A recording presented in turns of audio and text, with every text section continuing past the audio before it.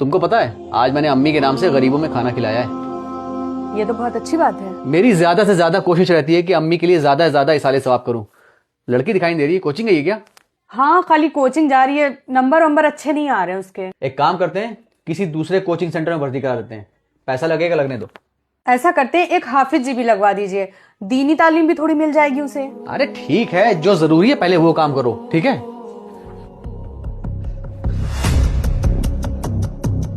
क्या हुआ, सब खैरियत?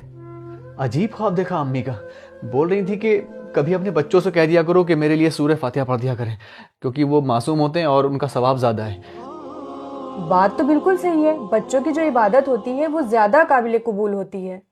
अम्मी बहुत ज्यादा परेशान लग रही थी, बोल रही थी कि जितनी जल्दी हो सके अपने बच्चों से मेरे हक में दुआ करा दो। तुम एक काम करो, जल्दी जाके बिटिया को जगा के ले आओ। वो जाओ ना जल्दी। हाँ, जा रहे हैं। पापा क्या हुआ? बेटा, आपकी दद्दा जो है ना इस वक्त बहुत परेशानी में है और उन्हें आपकी दुआओं की सख्त जरूरत है, इसलिए आप कोई दुआ पढ़ दो उनके लिए। पापा मेरे पास दुआ से भी अच्छी चीज है। अच्छा, तो जल्दी से दद्दा के लिए पढ़ दो। Johnny Johnny yes papa, eating sugar no papa. क्या ये सब? इतना ताज्जुब क्यों हो रहा है आपको? जो तालीम आप दे रहे हैं वही वो कर रही है।